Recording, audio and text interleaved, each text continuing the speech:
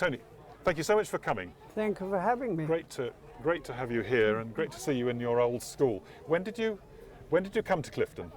When was I at Clifton College? Yes. Between 1934 and 1938. 72 years 70 since I yes. left, just 8 months before the war. Yes. What subjects were you doing? What were you good at? What were you interested in? Motor cars. Yeah, right, good. In fact, the house, I never got higher than the upper fifth. Yes. And I was found with my work in my hand with a copy of Motorsport behind. And the housemaster said, "You'll end up in the garage." And I really ended up making garages and Bristol cars. Yes, well, you wound up owning a few garages. Indeed, yes. So he was a prescient man. What was motoring in your blood? Was there a background in your family? No, we were colliery owners. Yes. And at the age of 6, I was taken to watch motor racing in Southport Sands when my father died. Yes. And then I got hooked. But then I had to wait 20 years before I started racing by going to school, going to Clifton and up to Yes. Cambridge and throughout the war. So sand racing got you started? Indeed, Yes, indeed. Yes. Back in the late 20s. 1926. 26. My goodness. So when did you first get involved with Bristol Cars? How did that come about? Well, I was in the Air Force, and where we were in Lincolnshire, some of the technical representatives of Rolls-Royce in Bristol came up to look at the engines of our aircraft. Yes. And they said, "Oh, do you know that Bristol are going to make a car?" Anyway, I had a 328 BMW Yes. at the time. So strangely enough, I thought, well, I'm having some of that. Yes. And but before it actually came out, I joined up with Raymond Mays, Yes. the racing driver, and I was there for a year. Anyway, then I drove into Clifton, all dressed up in my uniform, went through the main gate. Nobody asked me what it was. They said, "Air Force?" I said, "Yes." And I walked in, and there I saw Major Abel. Major Abel. Major George Abel. Yes. And then He George... was the manager, wasn't he? He was. And then I saw George White, Yes. and I told them what I'd been doing with my 328 engine during the war. In fact, getting it to go 5,700, etc., etc. You saw Major George Abel and Sir George White, and And I said I'd like to be involved in this. yes. And they said, "Well, it's Fraser and Ashes now." And of course I had lots of 328 and other BMWs during the war from Yes. Fraser and Ash. And so originally I had the agency for Bristol at Raymond Mays's. And then I left Raymond Mays after the first season racing, took the agency with me. So I was involved right from the very beginning, 1940s, just after VE Day. I came down here. But you'd had an interest in motorsport and indeed motor racing even before the war, hadn't you? Oh, no. I wasn't old enough for that. Yes. The first race, well, I won the first race in Britain at Branson Lodge in the 328 BMW. In I won the 328. actual first car. And then I had the Bristols and Fraser and Ashes. What was the 328 like to drive compared to its rivals in those days? Because it was a very advanced car. Absolutely lovely. Yes. But I remember the car was sitting in here. As soon as I got involved with one of these, I found how much developed, quieter the engine. We've got a helicopter flying above. Yes. And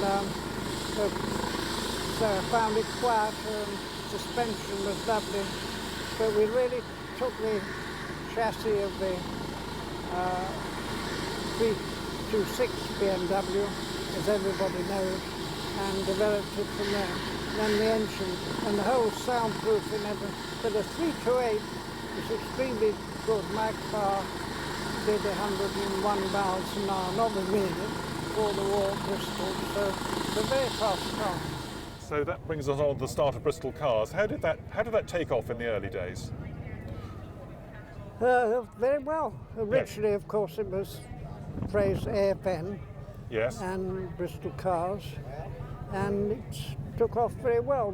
I had the first demonstration car, Yes. which I'd had from there, and that was the very first.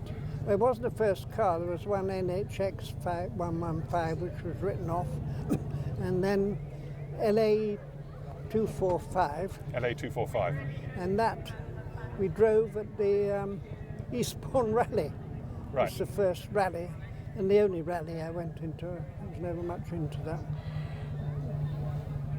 And at that time, if I get this right, you were building up Tony Crook Motors. We had Anthony Crook Motors. Anthony Crook Motors. Which I actually formed during the war. Oh yes. Because during the war, I met a man who ran a tuning establishment Yes. in London, a chap called Robert Arbuthnot, and I even thought of going into business with him. Yes. What I did was lend him a load of money.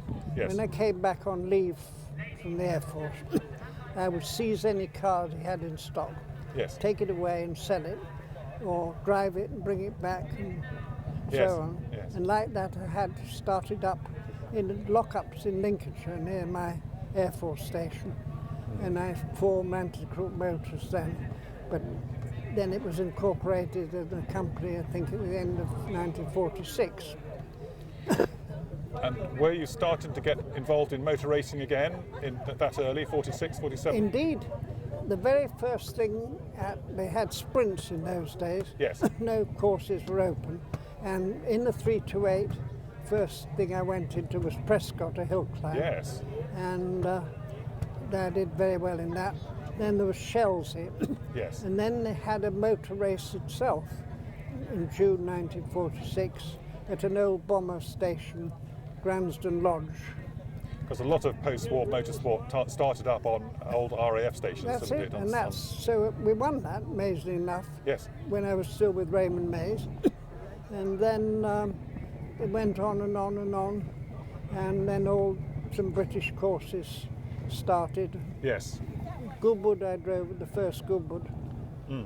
And So meanwhile, Bristol Cars was establishing itself established itself. through the early 50s. The 400, the 401 came. Yeah. Was that a big eye opener? The The 400, streamlining and the radical 400 construction. which we're sitting in. I remember when it was finished, I took it up to the airfield at Filton, and I thought, oh, what a wide car. And it took a little bit of getting used to, because here we got a Yes. 403 there, and this just seemed to me more like the BMW. Yes. But that, once I got used to that, that was lovely. And as you know, we took it and did world record in Montlhéry and all sorts of things. Yes, Montlhéry. Yes. How many? That was you In did. 1950. Yes, 1950, and you did a flying Yeah. hour or standing start hour. What we did was go down to Lymm Airfield Yes. in a Bristol 401, put it in a freighter, took it out the other end, the 2K, and drove it down to Paris, went Yes. round the motor show, drove it to Montlhéry, Yes. had a couple of practice runs, then we did 104 in the hour. The only difference was that the 400 would do about 98, 99.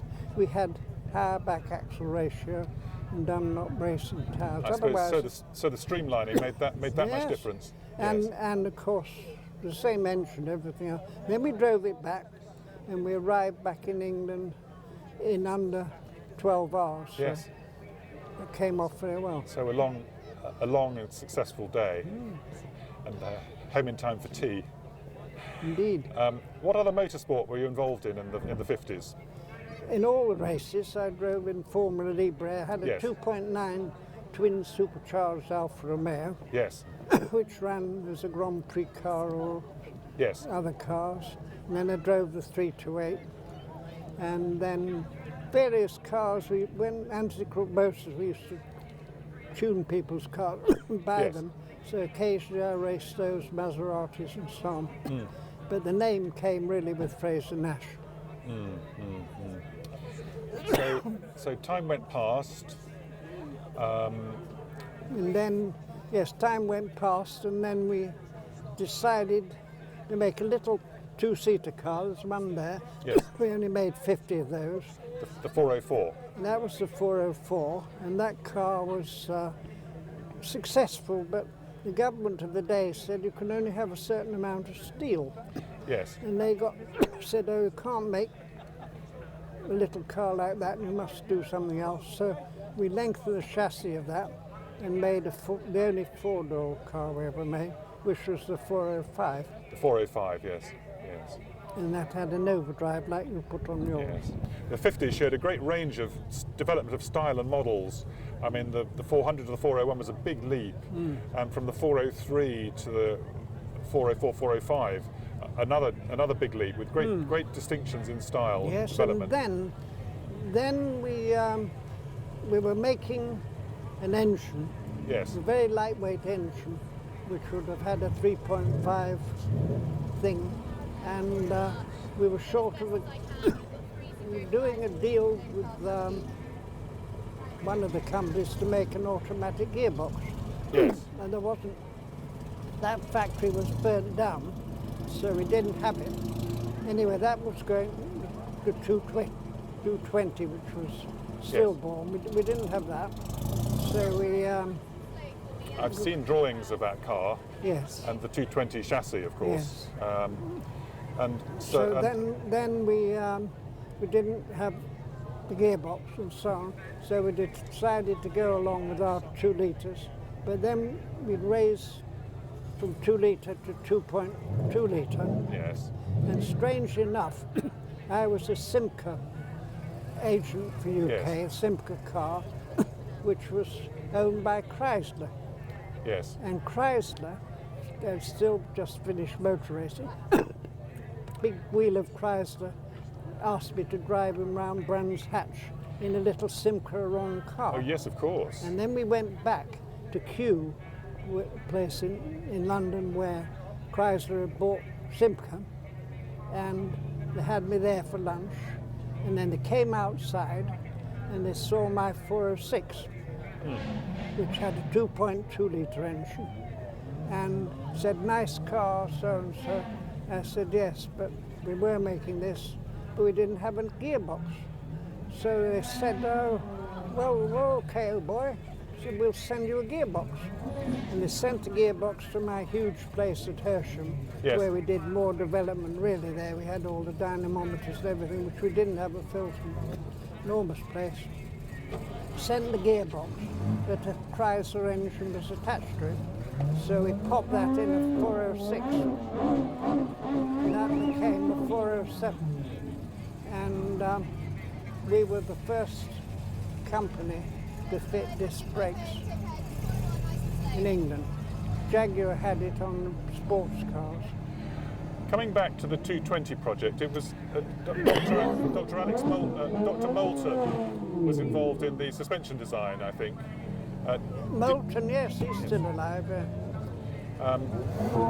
Did you have any dealings with him at that time? Not personally, No, no.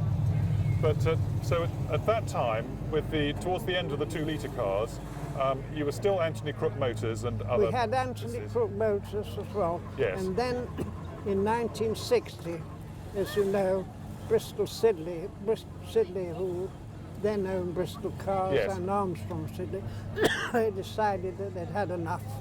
Yes, And instead of the company finishing, George White yes, decided to buy the remains of Bristol Cars. Then he got on to me and said, would I come in? And so he had 60% and I had 40.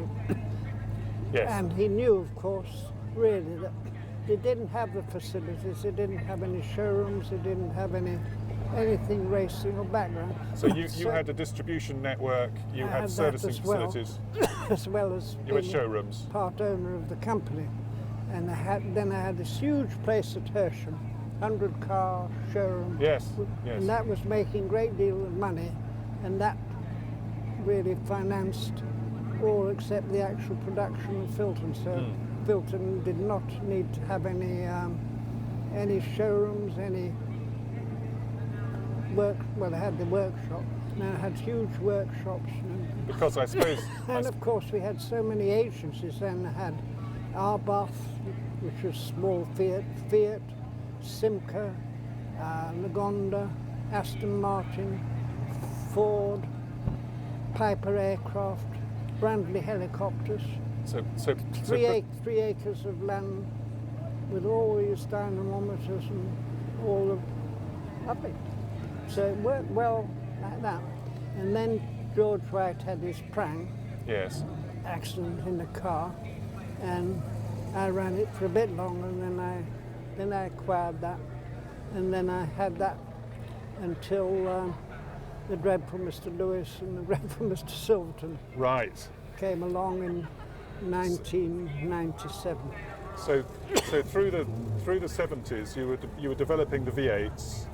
The body style changed much less radically from car to car than it had with the 2 litres. No.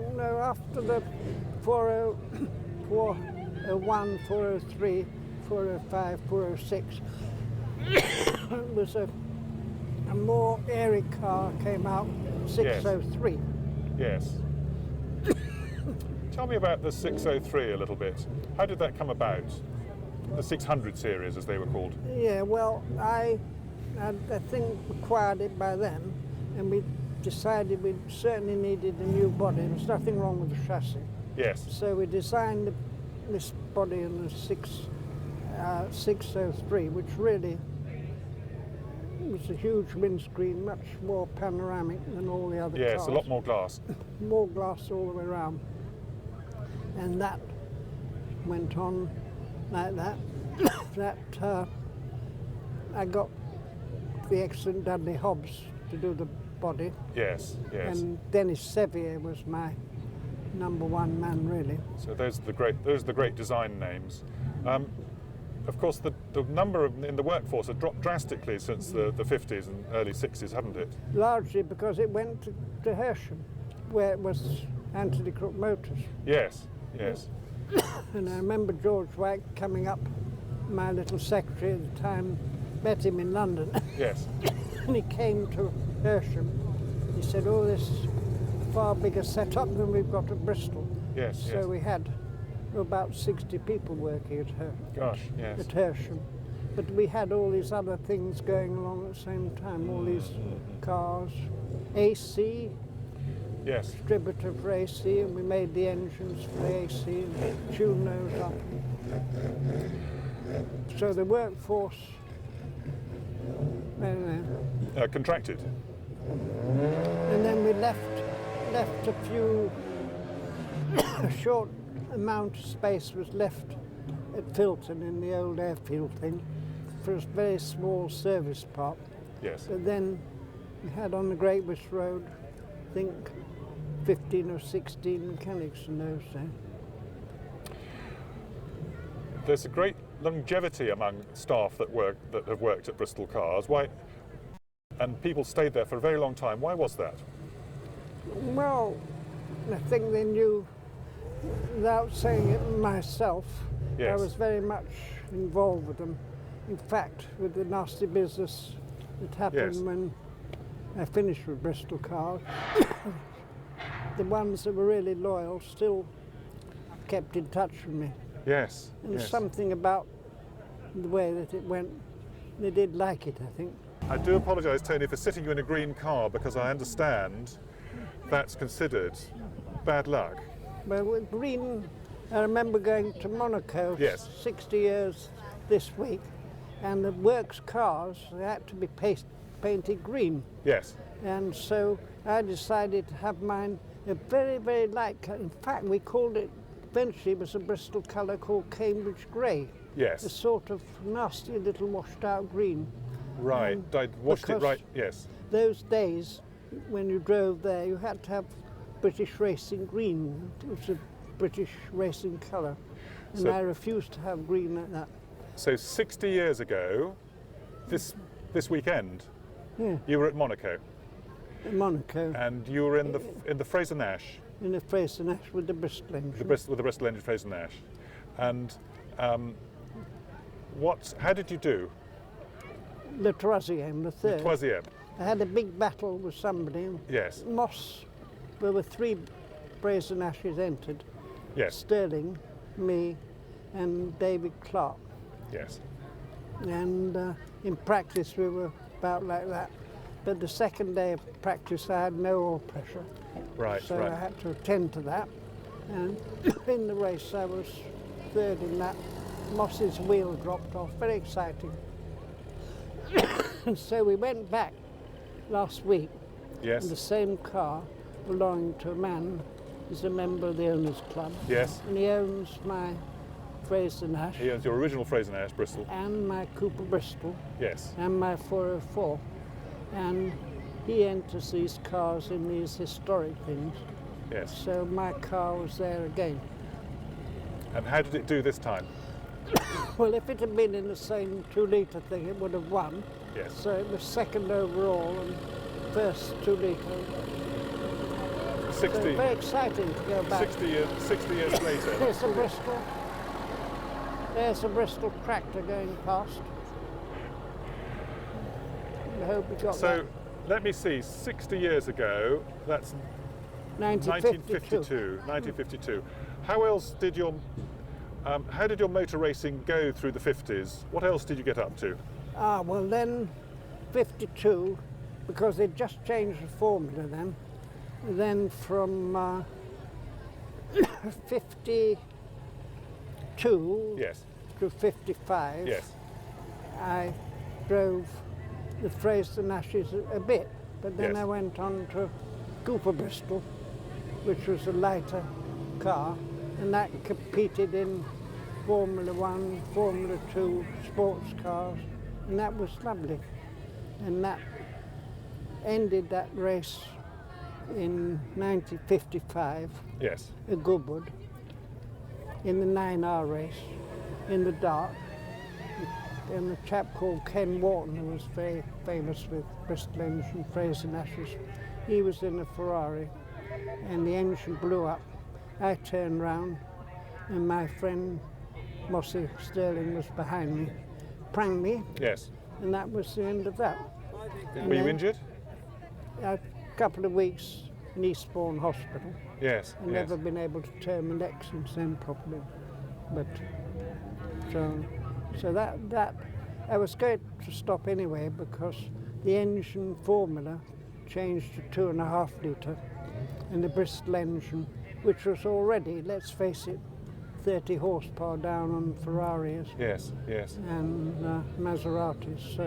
So it wasn't competitive against 2.5 litres. Not surprisingly. And then we didn't use the car was in the showroom for 30 years. Yes.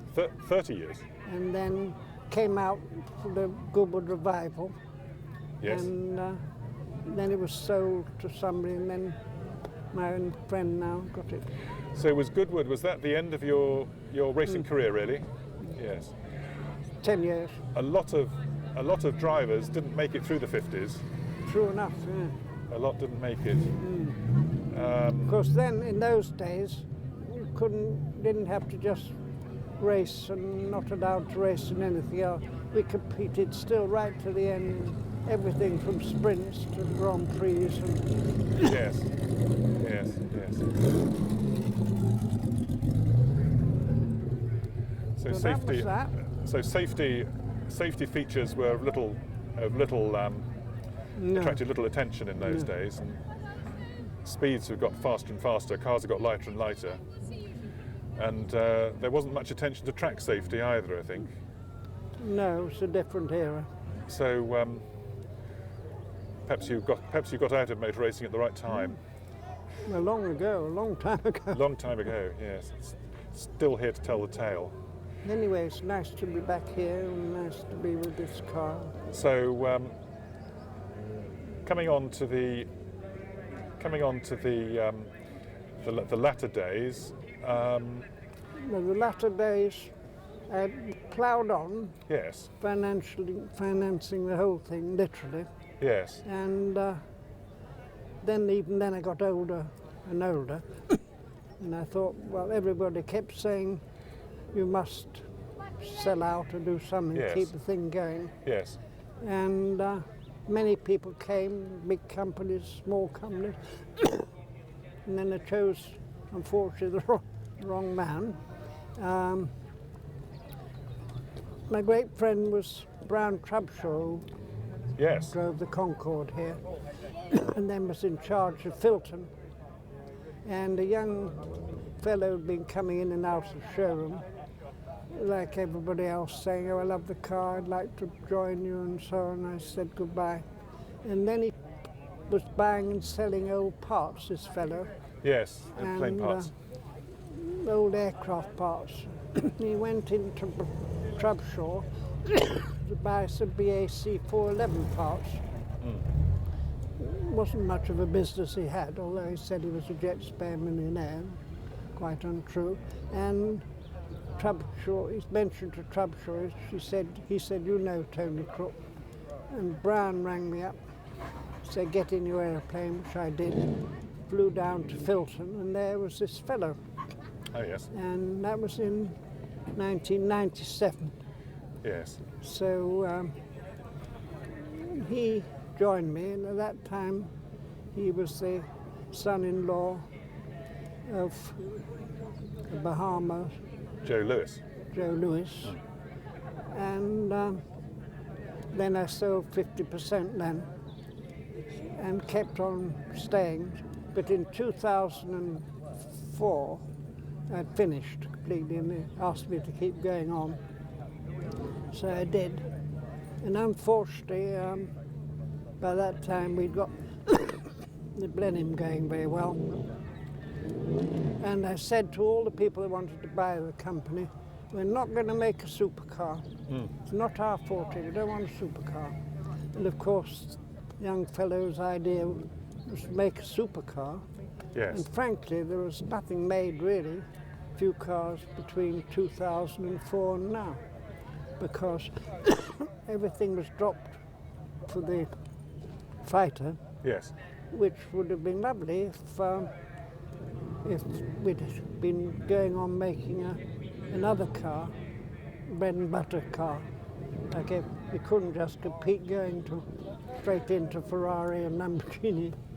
And so that was that. So after 2004 I stayed, but I had an agreement that I was not to say anything really. So was it a step too far? Was it too big a challenge for a small bespoke company to make a supercar? I mean, with all the development. And if we had like Ferraris selling road cars and all these people, Yes. or being a huge company to offset it, then it would have been something. Yes. But to go straight to drop everything was dropped, and unfortunately it was really an ego trip. And then the fellow was divorced and couldn't get anywhere, so gradually the company became heavily involved in everything else, and Yes. went on and on and on, and which was a shame, because what we had been doing, what I designed, was a car we were going to call the Buccaneer. The Buccaneer. Tell us about the Buccaneer. Well, the Buccaneer, the chassis, the good old separate chassis, what we did, well, we made the chassis, but the chassis was widened here Yes. on the side, so that you could sit down instead of sitting half on the chassis on Blenheim. You could sit down there, and so everything became lower. So we lowered the whole thing, Yes. and it was very slinky. We had 6 lights at the front, and really slightly retrospectively something like the whole of the 404, 405 with the air thing. And You had. so everything was lowered down, and the whole car was lower, but you still had the good visibility. And that. You had independent rear suspension, I think, too. Yeah, no, we hadn't actually fitted independent. Right. I didn't really think it was really necessary. I suppose you needed entirely different chassis to mount a central differential and No, IRS. well, the chassis, if we can look at the chassis of after this one. Yes. There you are, sitting there now.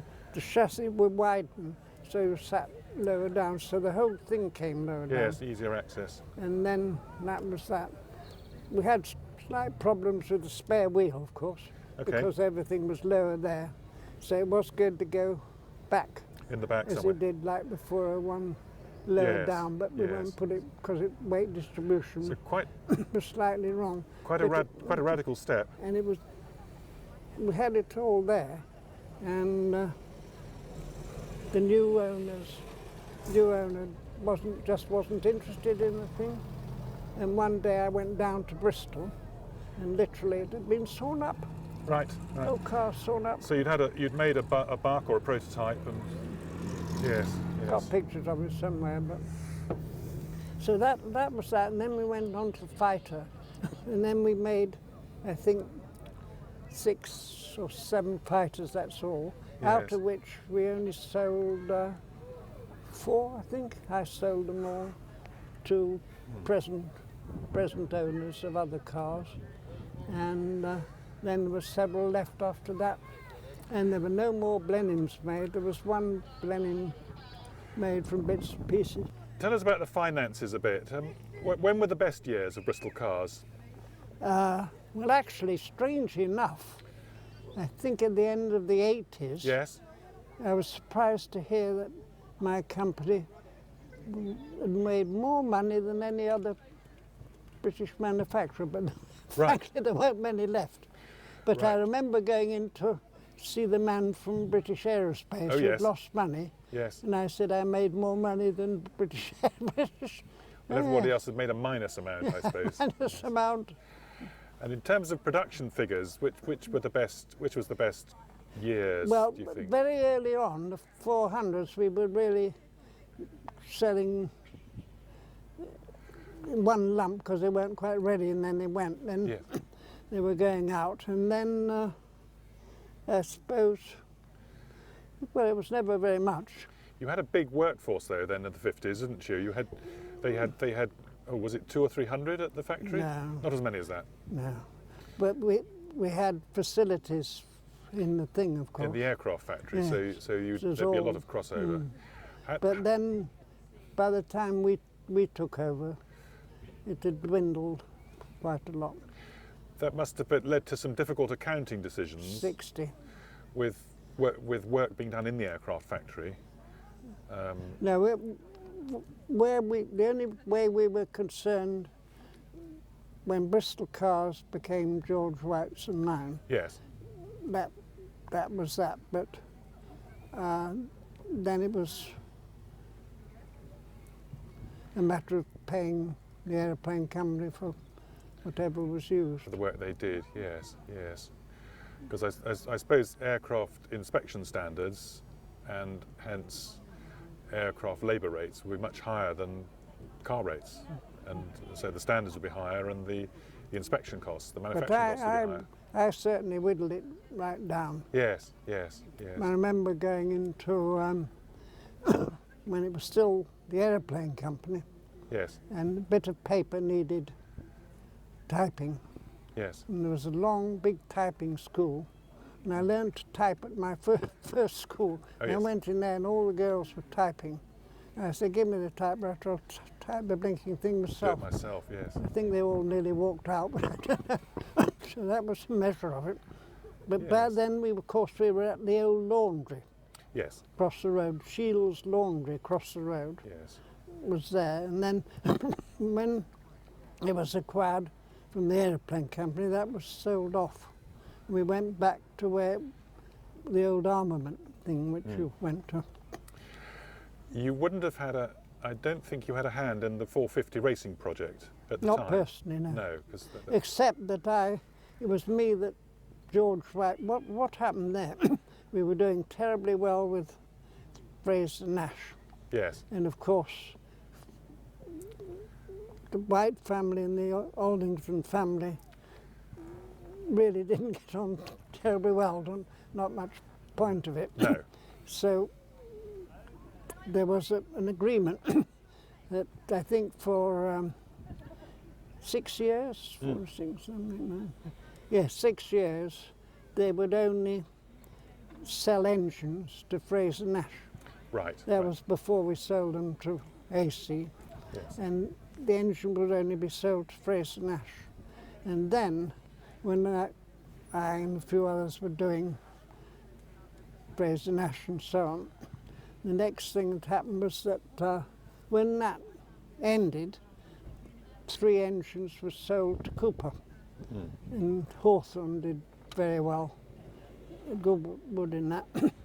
But then George White said, why shouldn't we have a racing car, and so on and so forth. Yes. And of course what happened then was, from my old place, Raymond Mays then became ERA, and we bought the G-type, The G-type bits chassis. of the Yes. G-type chassis, put the Bristol engine in, but that G-type was nothing to do with Bristol.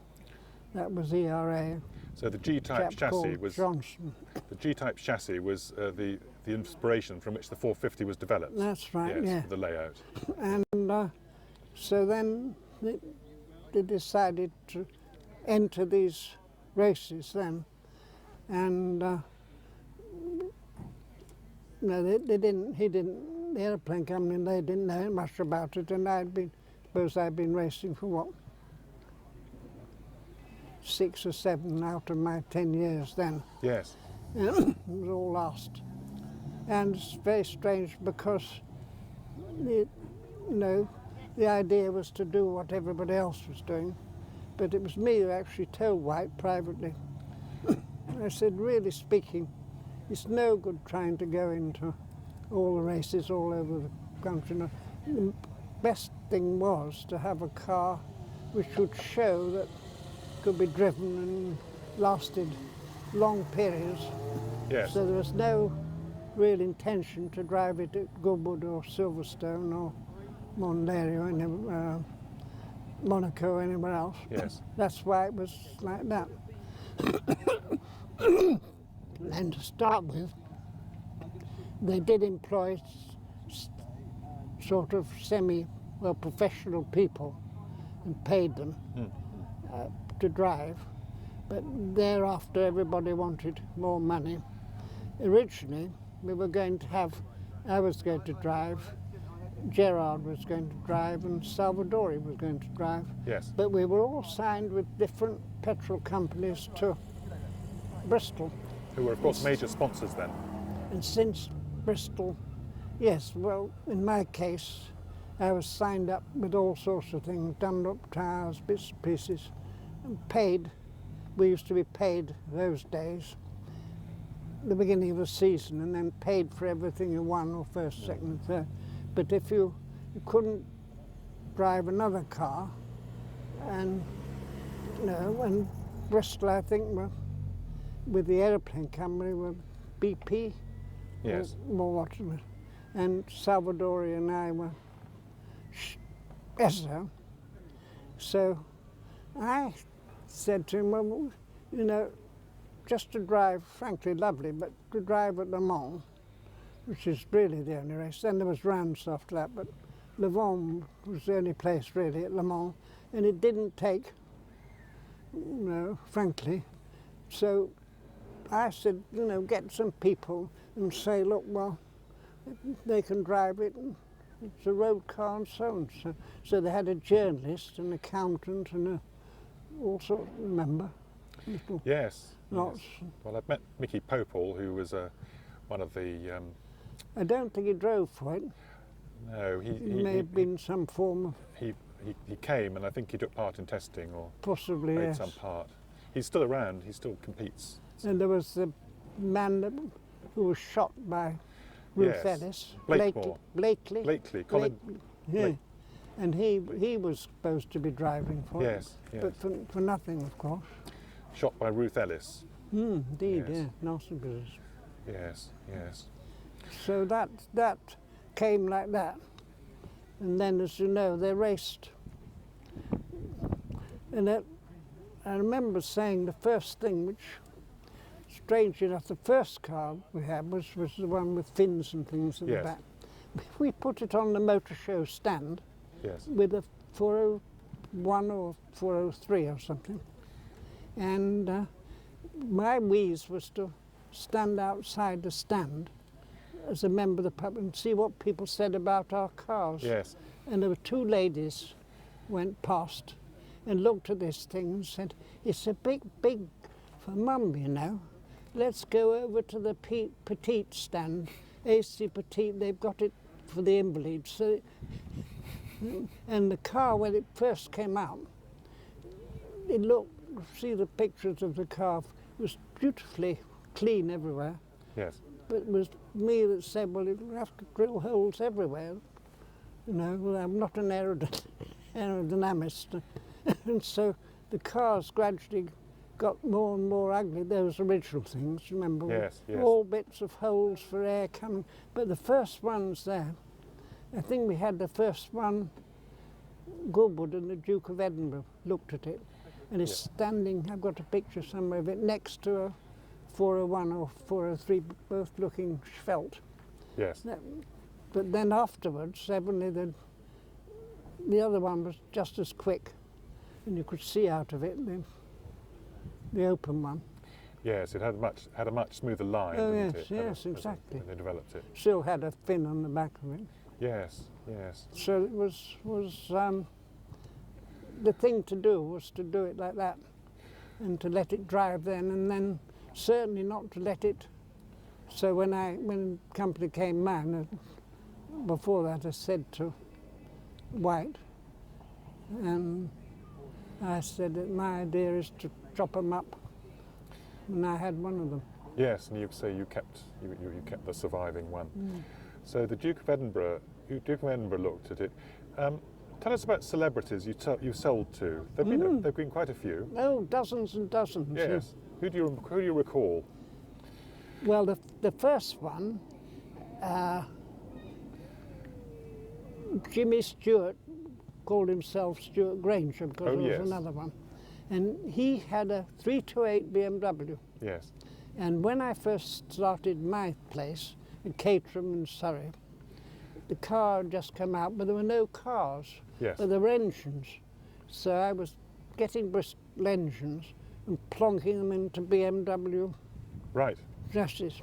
And Stuart Granger, as it was then, he had a 328, and somebody was tuning him up. And his man rang me up and said, "Oh, would you like to look at his car?" And literally we became absolute first, real friends. Yes. Those days. And so I used to go all over the place with them. And then his girlfriend was Jean Simmons. Yes. And then we pulled off the jackpot because they made a film called Adam and Evening. Oh yes. And they decided to have his and her car. Yes. Yes. So I sold them 2 402s. That's right. And that, of course, really took off down at Filton. Yes. When we came down there were all of the airfield, thousands of people.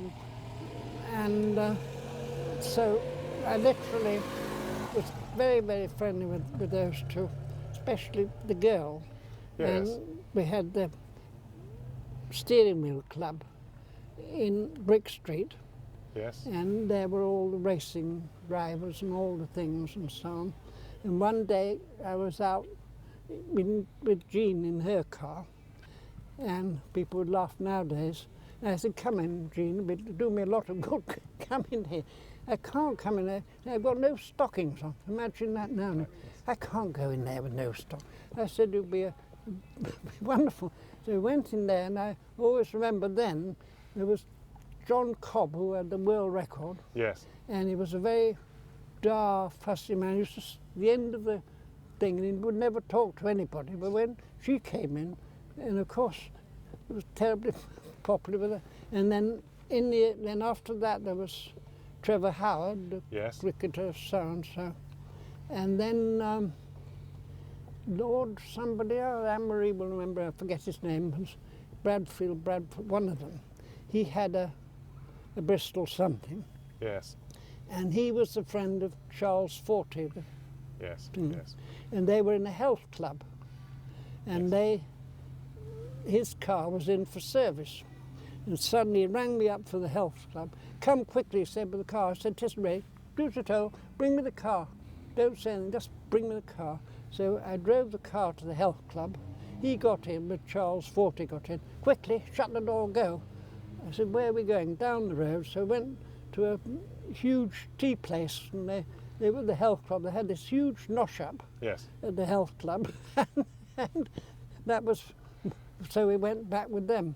And then after that, the era went on through all these stars and so on. What about, let me see, Walking. Hussein, King Hussein of Jordan, he was a He client. was a lovely man. Yes.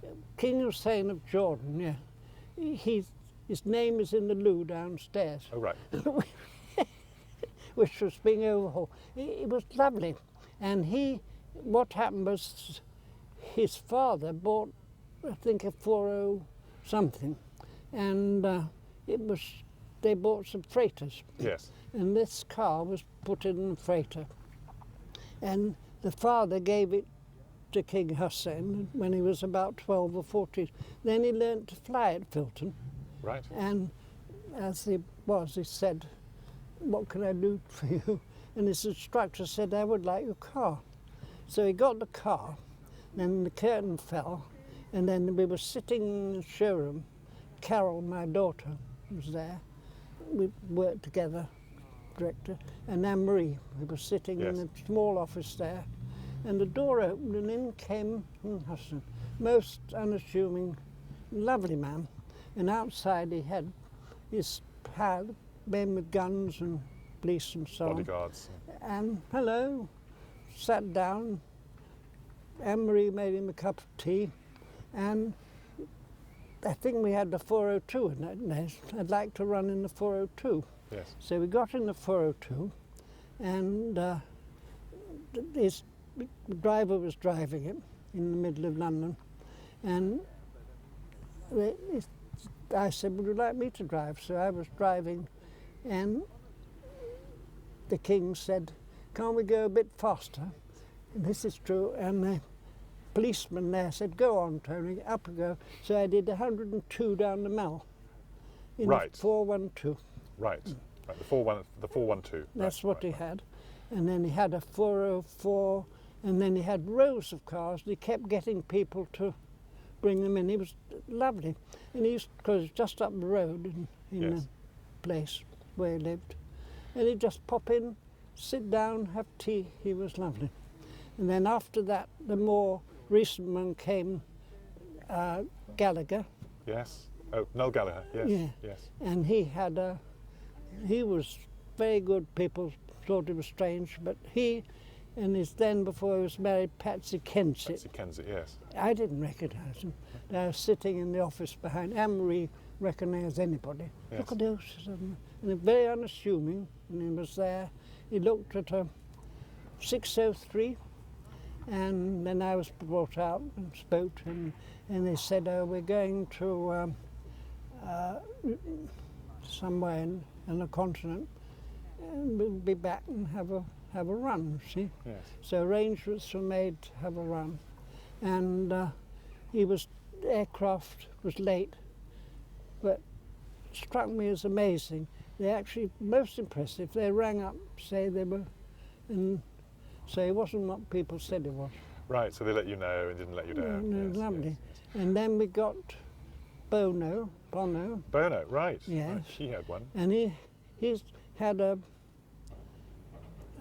Brigand, I think, or one of those, Yes. Britannia or something, and the whole of the rear boot was filled with musical equipment, Right. Right. and it was in for service at the Great West Road, Yes. and a man who worked for Bristol, the old fellow there, the fellow wandering about, came up, and the boys there, when he had to drive the car back to Filton to have something done, my man, "Where's the radio?" they said. Right. And of course they gave him the one, and going down the Great West Road, this old gentleman pressed the button, and of course the blares of pop music. So he had one, and Peter Sellers. Sellers was fantastic. Sellers started with I had this huge place at Hersham, Yes. and Sellers was always filming at Shepperton. Yes. And we also had a huge petrol station, because I was all financed by Esso then, had Desso pumps everywhere. Yes, He yes. came past, filled up in an old Buick. And there was Bristol outside the factory there. Came in, he said, that's lovely, but I don't like saloons. He said, I would like a car. I said, well, that's interesting, we could sell you one of these. Anyway, every day he went past, we became again great friends. Every day he came past, he would call in, and literally 5 or 6 times he had these old lovely American new cars. Yes. And Tony said, doesn't hold the road, doesn't stop, I'll leave it here, I don't want it. And then he'd go off to, there were rows of these things there, you see. Right. In the end, I had the Peter Sellers checkbook. Oh, right. And I bought all his cars for him, all those cars. And then his wife, then Britt, came along, who was also a friend of my Carol's. And they had that BOHT The body BOHT car. drop yes, head. Yes. drop. And there's- 410. yes, a 410 drop head. And then he had a rows of all sorts of cars. Yes. Not only Bristol, because I was doing everything at the same time, still with owning Bristol, or half Yes. time owning it, I think. Yes. So, yes, Sellers, and all the people I remember. And then I used to go with my wife. Every week we used to go up to Stuart Granger's there, Oh, yes. and in the evenings, drinks and so on. So they had all the people there, Veronica Lake and all, and they kept saying I should teach all these strange people to drive, but Right. I couldn't teach anybody to drive anything. And we used to go out there, and so that was that. And then there were more and more of the contemporary ones. Yes, it's Yes. Yes. Yes. Well, you must. Do you miss those days with those people, Yes. those contacts? That must have I been quite miss exciting time. I miss every day up to July 2007, Yes. Yes. because I must have been involved literally from 45, 55, 65, 75, 85, 95, 2000, 62 years. Yes. And then suddenly, Yes. so Yes. that was terrible. And then nobody ever contacted me again. I'm sure everybody was turned against me. Half the staff turned the other way. And now they've all gone. Well, there's a few left at Brabazon Cars, and there's 1 or 2 left at Ah. Fraser Nash. Well, yes, and those two, David Jenkins, Yes. while I was feeling very down, he always used to ring me up, Oh. and he yes. was there. He was a coach builder. Jeff Marsh runs it, Yes. Yes. and he had an awful time with the new people. And every time, it was really bad because it was very methodical. They knew how to do everything very methodically. Yes. Yes. And when they were making this four-fighter thing, every day it would be changed. This is wrong, and take that out. And then the man would go away for a month. Nobody else was allowed to touch it. Who was you had Max Bockstrom? Now, Doing some Bockstrom design. designed the blinking car, Yes. not the man who came. Right. It was Bockstrom that did it, and he just could not stand it. Right. Right. Bockstrom could not stand it and went. And then we got So what a he couldn't. chap he from couldn't- Lotus. Yeah. So Bockstrom couldn't deal with. He couldn't deal with Mr. Silverton. Right. Right. And it was awfully sorry, but he was really, his accountant fellow said that his mind would change after 10 seconds. Yes. We used to go down. In the end, I used to always fly up and down. Yes. In the end, I used to meet him at the Great West Road in the car, literally, so that I had the man trapped. Yes. And I would be like a little servant sitting there. Now, when we get there, a little notebook I've got, I said, now what are we going to do? As soon as we get in, what are we going to do? Oh, we're going to do this, we're going to do that, we're going to do the other. Fine. And first of all, we must deal with administration or this and that and the other. Then we go out on the shop floor. So as soon as we arrive, of course, bloke will get out, rush into a car and say, I'm going out in this. And for hours he'd be gone just up and down, Yes. clueless. So the design was finished. The design was finished by people from Lotus, was it? When Bockstrom left. Bockstrom went, and then they were still going on with it with this man. This man used to come from Norfolk every morning, I think 4 times a week on a motorbike. Goodness. And go back at night and arrive on the dead time, and then we would arrive, not me, I'd arrive then, we would arrive 2 hours late, and then the man wasn't hardly spoken to, and then off the bloke would go. Yes. Oh, and there we go. And then the fighter, she had the fighter out, and I drove it several times. Yes. Frankly, I was stuck inside. What did you make of it?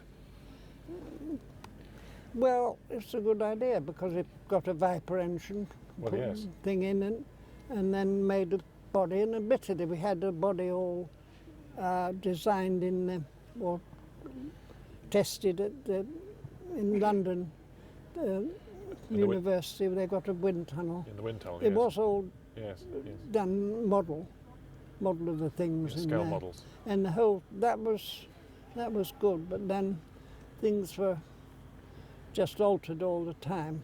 Yes. And frankly, it's okay. We had gull wing doors.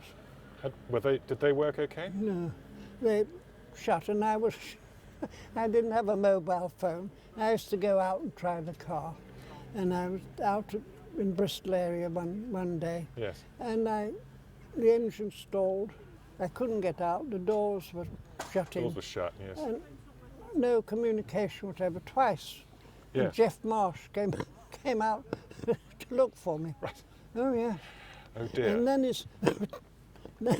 then when things were going wrong, his wife at the time, who was Lewis's daughter, came down to the factory, and he said, "Oh, they're checking up on me." And he took the wife out, going flat out down the motorway, and the gull wing door open. Oh my God. And no, it wasn't. And then after that, I don't know what happened, because that was first one we sold was in 2004 to Simon Draper, who had all his other cars. And then I sold another one to a man who had lots of cars, a Swedish man. Oh yes. And then I sold one to a German man living in England. And then I sold one to an American man, 4. And I think there were 8 made altogether. Yes. So there were 3, there's still somewhere there, I think. Yes. Yes. So it was such a shame that we didn't, if we'd had something else going along at the same time, get a Blenheim or the Buccaneer, Yes. we would then have had, going along, and then if we got any money out, we'd do that. But So you'd have had bread and butter, and you'd have had icing on the cake. well, that's what others do. Not McLaren, that's different. But even they would have been like that. But Ferrari and all those people. Yes. What did you enjoy most about it all? Once you told me it was Zagatos and helicopters. Possibly. Well, I was just a car nut, wasn't I, really? Yes. And I just wanted to do that and work extremely hard day and night for years. So it was terrible to find somebody. The end came when they locked the door. Yes. You heard that? Yes. Extraordinary. Yes. The whole idea was to bring in new people, and the man himself came in tears and said he was bankrupt, I don't know what it was, and said that his sponsor, everybody had got to go, including him, but he wasn't going, of course. Yes. And then he didn't scoop anybody out, except Anne-Marie, who knew everything. She knows everything, and me, and so that was that. But now, of course, he was locked out again. Yes. I've got a supplementary question to ask. We mentioned the word Zagato, and you must have dealt with Zagato over the years. Zagato came about because Zagato made the body for Arbath. Yes. And I was And that was a stunning, the Zagato Arbath, wasn't it? That was a stunner.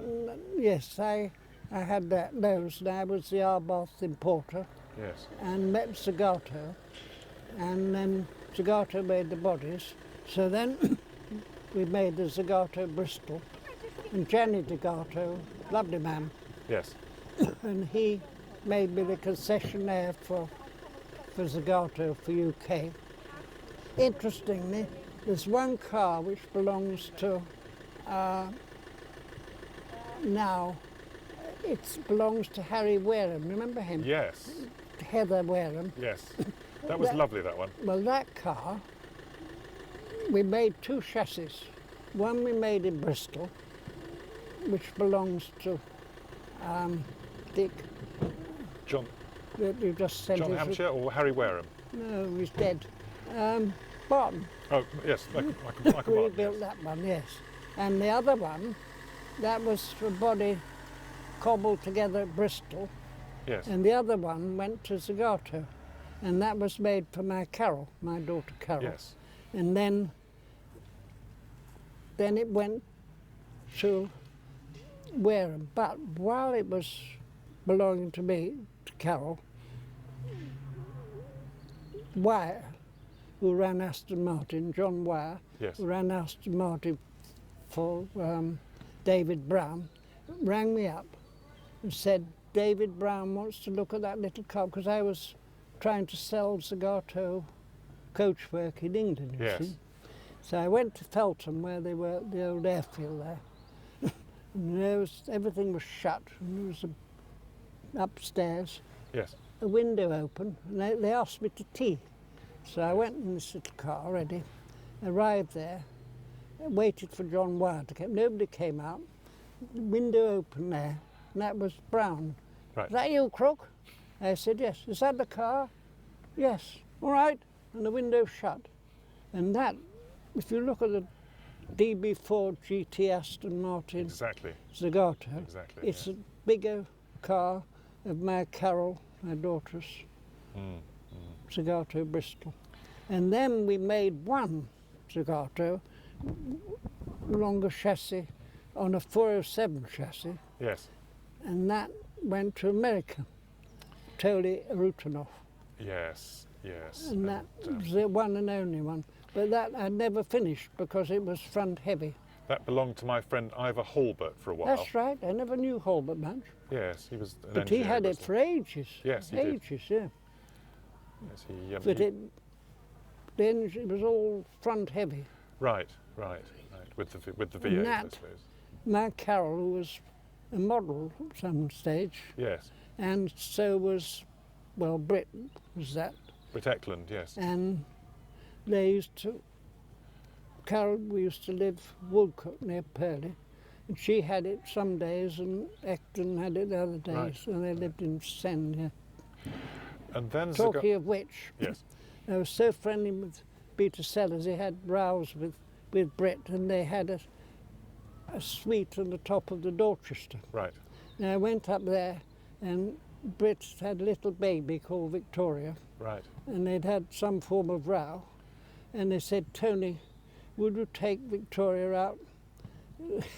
I used to almost live in that place there, and Yes. so I was seen pushing a baby, Right. and one of the drivers asked my wife what the hell was happening.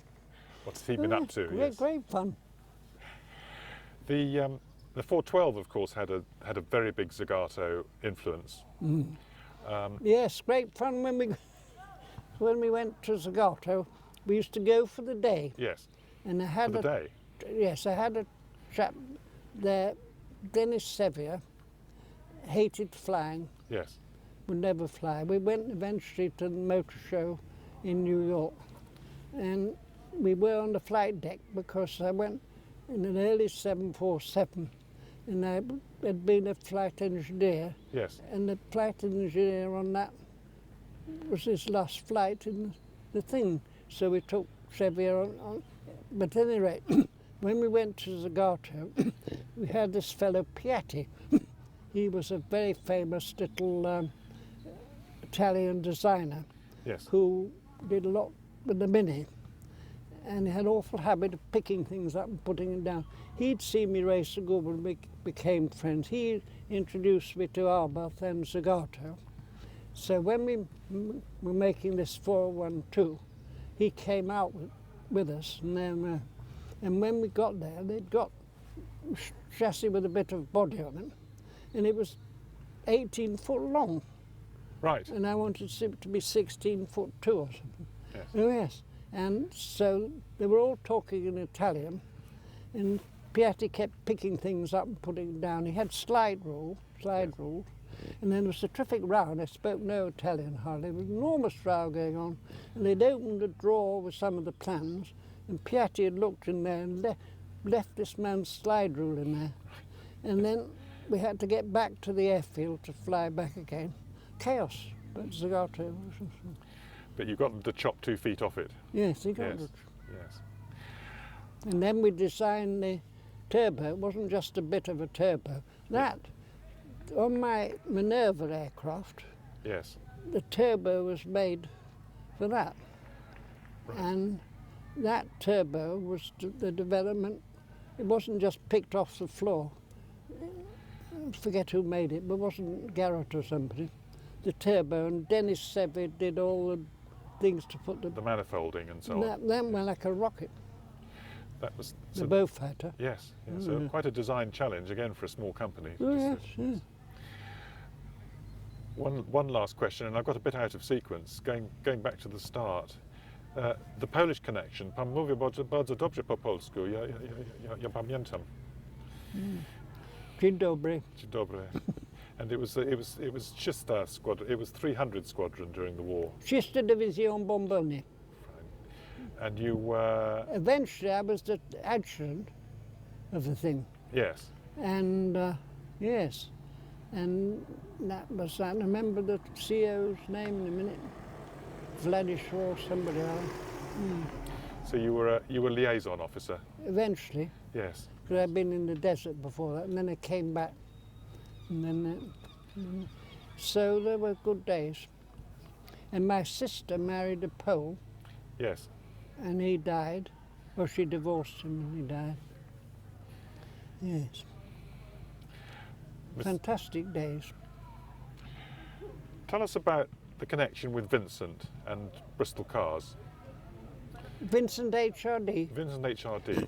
Yeah, well, he ordered a car, Yes. and we took the motorbike in exchange for the car, Yes. Yes. which we did a lot of things. Another one was Good these deal. people in Blackpool. Yes. There was a 401 on the stand, a white car with purple upholstery, horrible. And one man owned a Pleasure Beach at Blackpool, and at the other end of the Blackpool, I don't know whether you know it, there was a man putting colouring matter into foodstuffs. Oh yes. And both of them had expressed interest in the cars, and both arrived, I remember the day, on the motor show stand, they both arrived, bang, just Yes. like that, and they hated each other. Right. And one of them said, Tony, I've come to buy the car. And the other one said, get away, I've come to buy the car. And it was extraordinary. There was nearly a fight on the stand. Anyway, I didn't care. So one of them went to the man with the Pleasure Beach. Yes. And remember, it had press button doors, Yes. press buttons. Now, it could go off. If somebody pressed the button outside and you tried to press the button, it would go off half cock and it would stay like that. Yes. Jam. Yes. Anyway, the car was at something when they had the thing on the Pleasure Beach, and the man was in the car, and somebody pressed the button, and they were all roaring with laughter. In a Lancashire accent, I'm a Lancashire man actually, and they were pushing the car backwards and forwards, shouting, "Ah ha ha! You were stuck in the car, you see." Anyway, the man afterwards rang me up. I wasn't there, fortunately. Right. Rang me up and said, "I've been so insulted. You've got to take the car back." So I remember talking to George Wright. I said, "That's all right. If you go buy the car back, you were allowed to sell the car again in those days. They were all rationed. Yes. You could make 10%. So I went up with my cheque in the railway train, arrived at this man, gave him a cheque for the, what's his name? Yes. For the car. Money back. Thank you very much, Mr. Crook. Where are you going? Oh, I'm just going up on a tram, I said. I got on a tram, got off at the other end of Blackpool, met the man who met colour Food colouring. and sold it to him for 300 quid more than that, and arrived back at Bristol making a small profit. A good day's work. Good day's work. Thank you so much. Thank you so much.